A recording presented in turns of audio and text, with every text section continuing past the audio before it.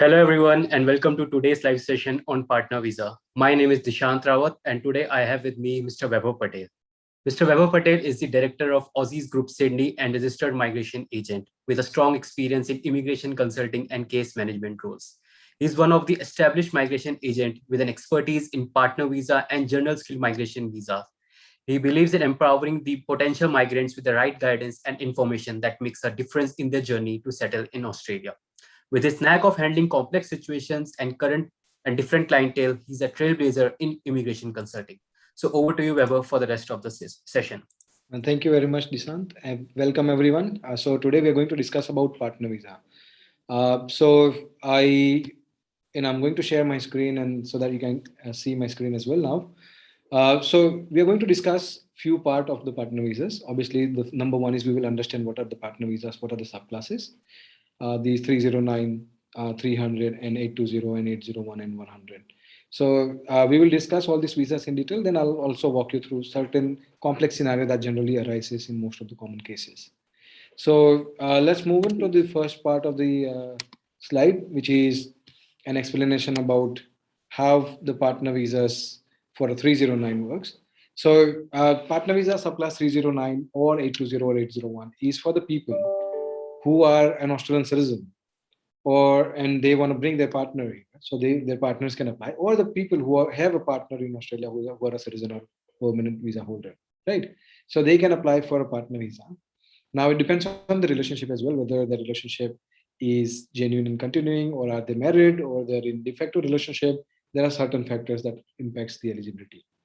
Obviously, the person who is an Australian citizen out of this relationship will be a sponsor, and the person who is not an Australian citizen or a PR will be the applicant. Now, in partner visa, there are two subclasses majorly, which is 309 and 820, and subclass 100 and 801 is the stage 2 of each partner visa. So you will understand that in detail next slides. So the first one is the partner visa subclass 820. Now, subclass 820, 801 is an onshore application. That means the applicant must be in Australia when we apply for the visa. So again, in all the partner visas, we have to prove that you're in a genuine relationship, which could be in the partner visa subclass 820. You have to prove that you are in a genuine married or a de facto relationship, right? So you could be married, in Australia or overseas, doesn't really matter, as long as that marriage is lawful in the other country as well as that is lawfully accepted in Australia, that's fine. Or a de facto relationship, which is defined by two ways. Number one is if your relationship, if you're living together for more than 12 months, or you have a relationship registration certificate at the time of, at the time of decision of the application. Now, once you have the, one of these factors about your relationship, whether you're living together for last 12 months, or you're registered as a de facto partners, or you're married and living together at the moment, and you are continue in a long-term relationship with your partner, or you want to live with your partner on an ongoing basis and your relationship is going to be continued, then we can go to the application stage where you apply for a partner visa subclass 820, which is generally we call it a stage 1, which is a partner temporary visa as well. So different, that's in a layman language, it's called stage 1, stage 2, or stage 1 is 820 and stage 2 is an 801, or a temporary visa, which is temporary partner visa, which is 820, and permanent partner visa, which is 801. So you can call it either way. Now, so what we do is we lodge an 820 visa application. But when we lodge an 820 visa application, you actually make an application for 801 together. So it's a combined application actually. But however, after you get the after you lodge the 820 and 801 combined application, then obviously if your relationship is not more than 3 years old at the time of application, so if you're not been living together for more than 3 years, or if you're not married for more than 3 years, then you get an 820 visa. If you are married for more than 3 years, you directly get an 801. Now, if you are married and let's say for less than 3 years, then the applicant will get an 820 visa first.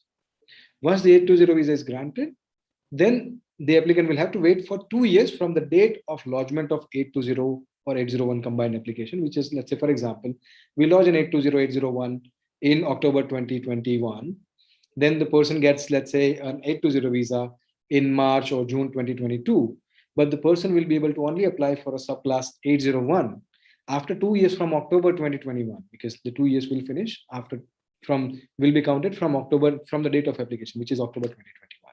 So in October 2023, the applicant will qualify for a subclass 801, which is a permanent visa. And during this time, obviously, the applicant will still have the 820 visa and the bridging visa in between as well if the 820 visa is not granted.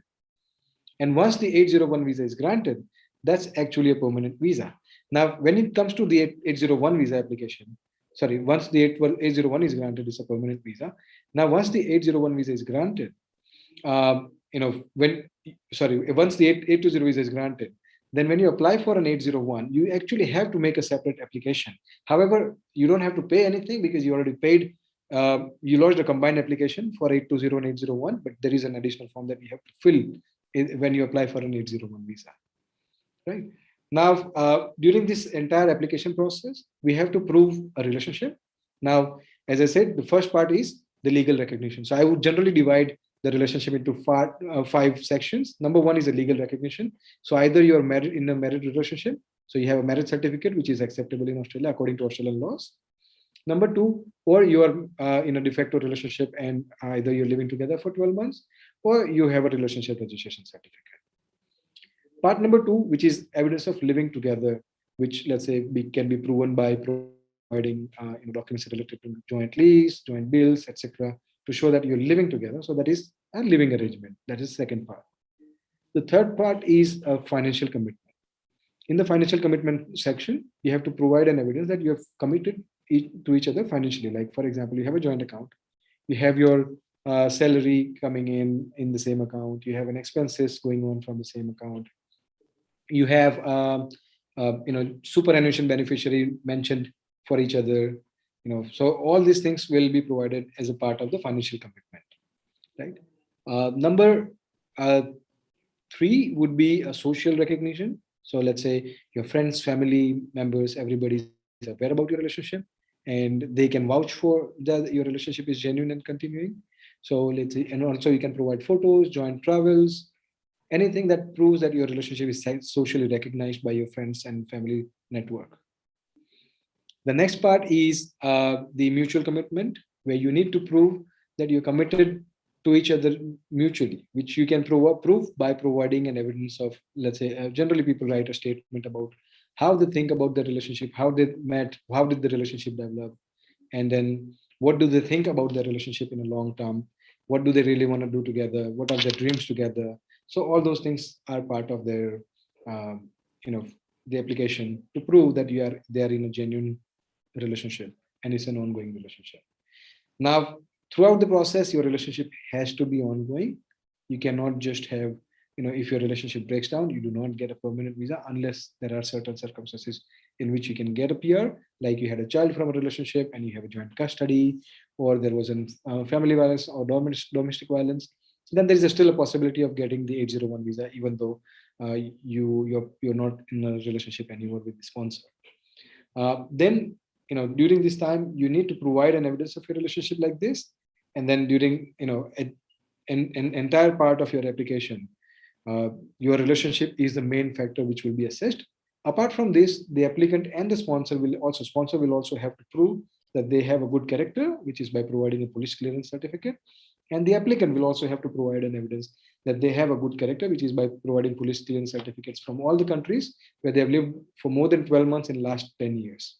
Also, the applicant will have to provide the evidence that they meet the healthcare requirement, which is by completing the medical examination. So this is the partner visas subclass 820 leading to 801. Now, as I mentioned before as well, that in some cases we can directly get an 801. There are few possibilities. Number one, if you lodge an application, let's say in October 2021, and your application for 820 or 801 is not decided by the time it completes the 2 years, means that by October 2023, if your application is not decided, there are likely chances that you'll get an 801 directly because you have already served the 2 years period, which is required to be served during the application process anyways, right? Number two, which could be, let's say, if your relationship is more than 3 years old at the time of 820-801 application, combined application, when you lodge it for first time.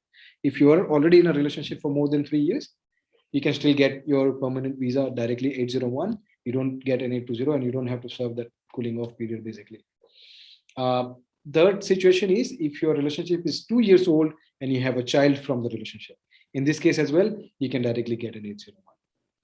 So this is all about partner visa 820801. Now, as I mentioned, the applicant must be in Australia when we lodge the visa for 8201, and when the visa is granted as well, 820801. All of them, every time of application and the visa grant, the applicant must be in Australia, right? Specific criteria that I think I've already covered that, which is need to be in married or de facto relationship with an eligible sponsor. Your sponsor will also have to make sure that they do not have uh, exhausted their sponsorship limits. So sponsors has some limitations as well. The sponsor must not have sponsored more than two applicants in the past. The sponsor themselves must not have been sponsored for a partner visa within last 5 years when you lodge an application. So all those things are also applicable for a sponsor to be eligible to sponsor you as well. You can be in the same sex relationship or opposite sex relationship. That's fine. For married couples, generally marriage needs to be valid under Australian law. As I said, nowadays, and a lot of people use this Utah marriages, which is generally an online marriage, which is acceptable in Australia because the Australian law says that the marriage is valid in Australia if the marriage is valid in the country that is issuing the marriage certificate. Like a lot of countries do also have online marriages. Generally like countries like Pakistan, where you can also get married online while being in two different countries. That is also acceptable because it is acceptable in that country, and that if the marriage is lawful in that particular country, that means the marriage will also be lawful in this country. Now, de facto relationship needs to meet a length of relationship criteria, which is 12 months. But there are situations where this does not apply. As I said, if you register your relationship, you can get an exemption for this criteria. Now we will move to the 309 and 100. Again, similar to the 820801, it's a combined application. Again, 309 and 100. Same thing applies. That the only thing is that the 309 100 is an offshore application. So the difference between 820801 and 300, 309 and 100 is that the 820801 is an onshore application, whereas this is an offshore application. That means the applicant who is applying for the visa will be outside Australia at the time of lodging the application, as well as at the time of being granted for the visa. Now the process remains the same, that we apply for a 309 visa, which is again we call a stage one, and then we wait for the outcome of the 309 visa application. Then once the 309 is granted, then the applicant can travel to Australia and then continue to live with their partner. Once they complete 2 years from the date of lodgement of 309 100 combined application, when they lodge it first time, 2 years from that day, then they qualify for a subclass 100. Now again, in the subclass 100 as well, they will have to fill in the another form, but there is no fees applicable because the fees has been paid at the time of lodging the application for a 309 and 100. So every time you see the form, it will be like 309/100. That means it's a combined application. Now, important things to notice is again, the applicant must be outside Australia and must be in a genuine and continuing relationship. But for an offshore applicants, generally what we do is there are again 4 to 5 sections that we look at. Number one is a legal recognition of your relationship, which is generally for offshore applicants. We generally recommend that it is a married relationship because proving a de facto becomes very tough because the sponsor is in Australia, the applicant is in overseas country, and if they have not lived together, the de facto is quite very hard to prove. So therefore, generally a married relationship is quite positive preferred conditions for 309. So you need to provide an evidence of your legal recognition of your marriage. Number two, let's say for applicants living in two different countries, so the sponsor is in Australia and the applicant is outside Australia, then financials, you might have a joint bank account. The sponsor might have a superannuation account, so they can nominate an applicant in the superannuation beneficiary. If the sponsor or the applicant have exchanged money or gifts, that is also an evidence that your relationship has a financial commitment, or you have transferred money to overseas to your partner to support them financially while they're overseas. That can also be an evidence, or if you have a joint account in overseas country. The next part would be again social recognition. So you have, let's say, you've gone outside for a honeymoon, or you have photos together with friends and family. Again, social awareness about your relationship. Your social media is very important nowadays, because most of the people, if you are using a social media like Facebook or Instagram, you should make sure that you are actually, your relationship status is updated. If you have uploaded the photos about, for your marriage, or you being together, or you've checked in at some places, that can also be counted. So legal recognition, the financial commitment, and social awareness. Number four would be, now there is no living arrangement in this situation, right? Because you're not living together, because you're in two different countries. So instead of living arrangement, what we generally do is we provide an evidence of being in contact while staying apart, which is like providing um, call records or chat records showing that you have been talking to each other regularly, phone bills, or if you're using, let's say, WhatsApp or FaceTime, then you can also go and take a screenshots of those evidences and use those screenshots to apply for, to prove that you are connected to each other. And the last part again becomes mutual commitment, where the sponsor and applicant writes about their relationship, how they met, how their relationship developed over the time, and what do they think, or what they have planned for the future together. Like they want to have kids, they want to buy a house, they want to go for a world tour. All those things can be counted towards, your mutual commitment. Now, once you are granted 309, as I mentioned before, then this applicant can come in Australia, live and spend time with their partner. They have a full-time work rights. They can work here, live here permanently. However, there are very, limited social benefits that you get, but I would suggest you should contact the Centrelink or relevant authorities for that, because that is not part of your immigration process. And then at the end of the 2 years from the day you lodge the first visa application, you can apply for a partner visa subclass 100. Now here again, your documentation will change a little bit, because now you have actually traveled to Australia after getting these 309.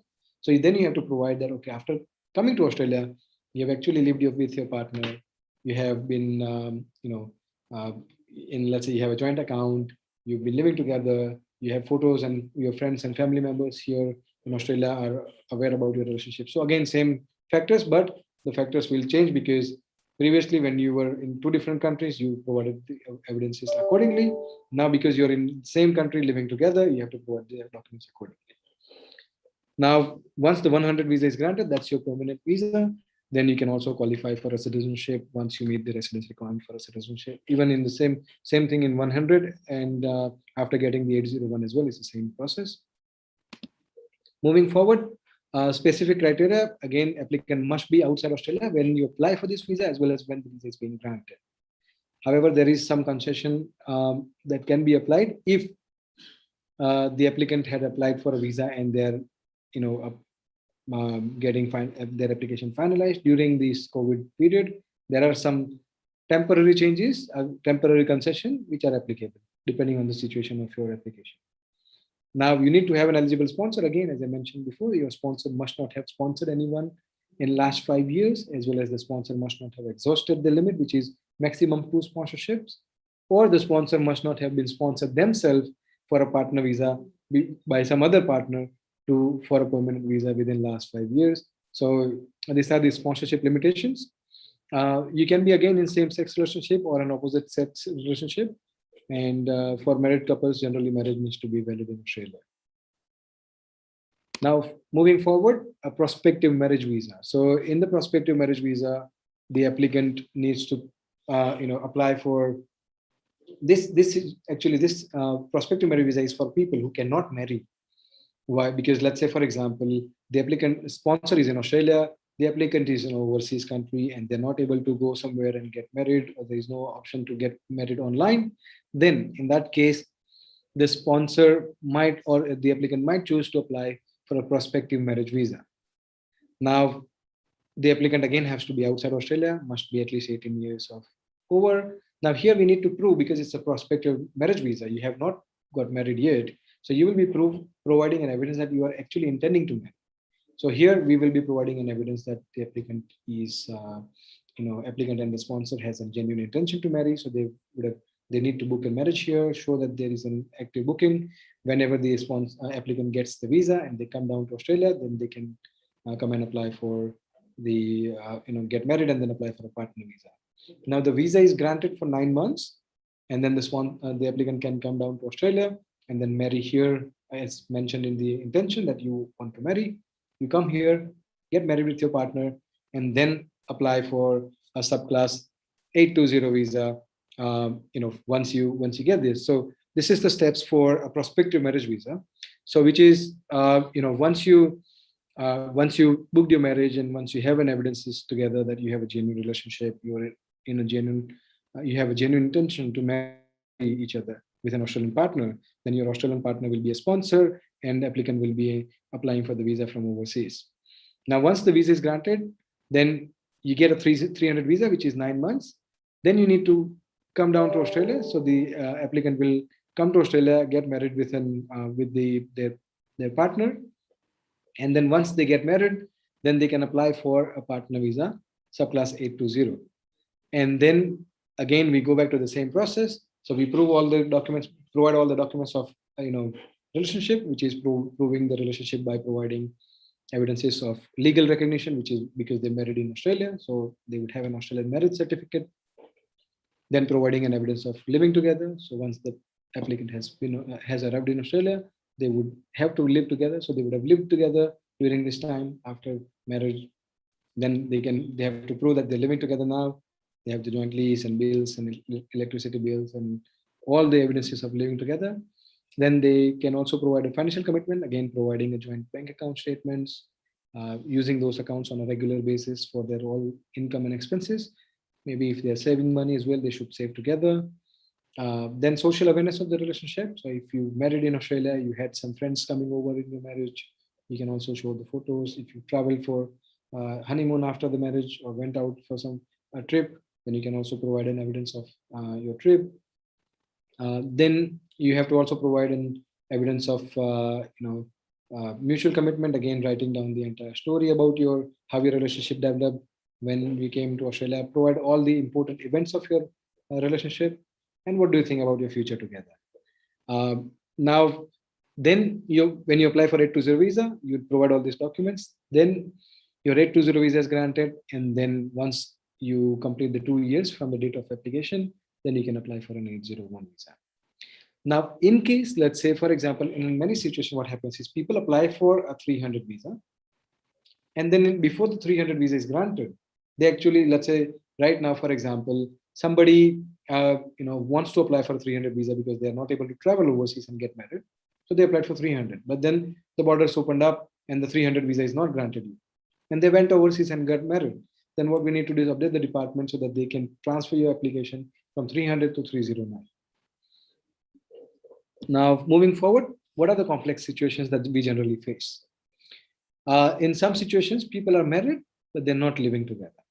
This occurs when, especially there are, let's say, a career commitment or some sort of other commitments where the applicant and sponsor might need to live separately. But as long as your separation is not a permanent separation, it's a temporary separation. For example, I'll give you a scenario of one of my clients. So what happened is they actually got married. One applicant was living in Melbourne, the sponsor was living in Sydney. Now they got married, but then both of them had a good jobs, and they both did not want to leave their jobs because the applicant or sponsor could not really find a suitable employment in opposite cities. So until that happened, they actually lived separately even after the marriage. But their intention was to live genuinely together.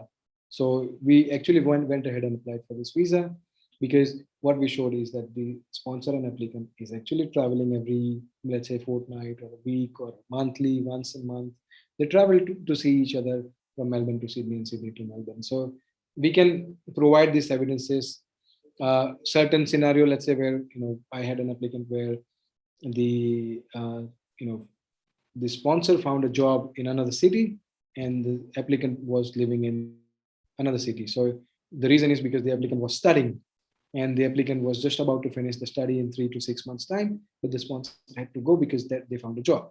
So in this case as well, what they did is they actually lived separately for 6 months for a temporary basis. So this kind of scenario as well, you can still be married and not living together. In this kind of scenario is fine.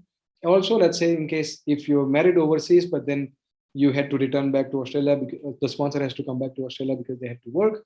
So in that case as well, that's completely fine because you're not living together, but you're married. But because you're not able to, your applicant or your spouse is not able to travel to Australia because they do not have the visa to come to Australia. So in this kind of case as well, we can still prove that yes, this is a genuine situation where we are living apart on a temporary basis.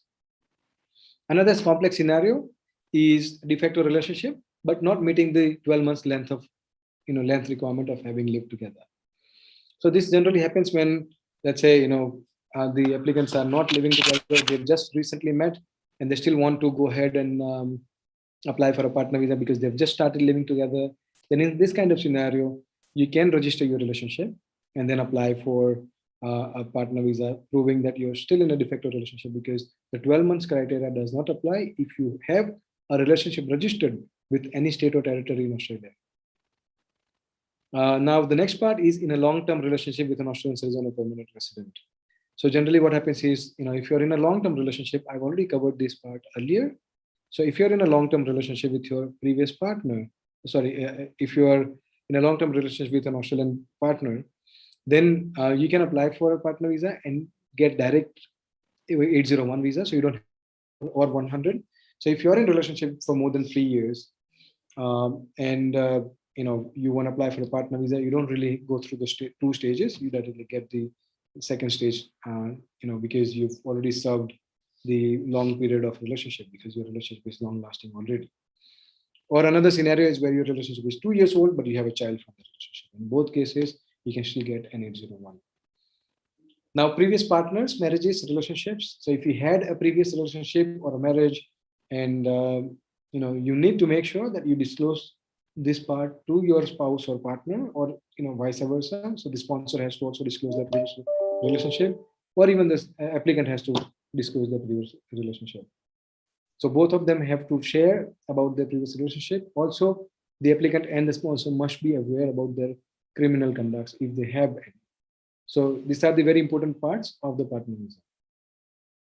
Now, I think that's pretty much end of my presentation. So we will now we are open to take any questions if you have. So please feel free to ask any questions if you have here, and we can help you answer those questions. So Dishant, can you please check if there are questions? We can take them now. So yes, we have a question from Paras Sharma. He's saying, hi, what about marriage after getting 491 visa grant? That is, I go to India and marry, then how to bring her here and how much time? Okay, so Paras, you can apply for, so that's not a partner visa because yourself is not on a permanent visa. 491 is a provisional visa. So what happens is you can apply for a 491 subsequent entrant for your partner once you get married. And then generally the processing time keeps varying. Sometimes it's 3 months, sometimes it's 6 months, or 12, can actually stretch up to 12 months. But it really depends on the processing time from time to time.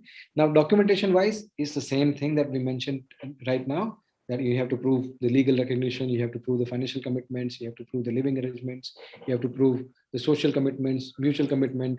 If your partner is overseas, you should also provide an evidence of contact while living apart. So all those things will still be required as a part of your application. So Paras has one more question. So he's asking, do we not get 801 if I have just found Australian citizen and marry in 3 months? No, you do not get 801 directly. If you've just recently married with an Australian partner, so in that case, you will still need to apply for an 820. And then once you get an 820, because there is a 2 years cooling off period, basically, if you put it in a layman language, because what if your relationship does not last longer, you'll still get a PR. So that's why generally department has a process that you get an 820 first, 2 years from the date of application for 820, then you can get an 801. And also, if you are on a 491 visa, you must serve the 3 years period before you can even apply for an 8201 now. Yes, Nishan. So we don't have any more partner visa questions right now. We have one parent visa question, so that's not relevant to the topic right now. Like if you want, I can share it with you. Sure. Yeah. So I have a question from Sarfraz. He's asking, actually my friend is planning to move to Australia next year, but he just have his mother. So is there any way he can live with his mom here? So once he gets his PR and he lives in Australia for 2 years, yes, he can apply for a parent visa if his mother has minimum 50% kids in Australia who are citizen or PR. Then yes, he can do that. But first he has to get his PR, come down to Australia, then stay 2 years in Australia, and then apply for a parent visa for his mother. Yes, it's possible. In the meantime, his mother can apply for visitor visa or something and come down to Australia. But mother will not get a PR directly. And we really need to look at the case, by the way, because it's very broad question. So we have to look at the individual circumstances. But there is a possibility, but there might be some there will be a period where they will still be living apart for a certain period, one until the parent visa is granted. So we don't have any more questions right now. Right. Okay. So thank you very much, guys, for joining us for today's session. And I hope that we have been able to answer your questions about the partner visas, and the explanation was quite clear and simple. But if you do have a questions, or if you have a complex scenario, please feel free to contact us, and we will be definitely be able to assist you with your situation for a partner visa. Thank you so much, Vaibhav, for this session. So guys, if you have any questions, the link is in the description. Just enter your query, or you can contact your nearest Aussies branch. Thank you so much. Thank you.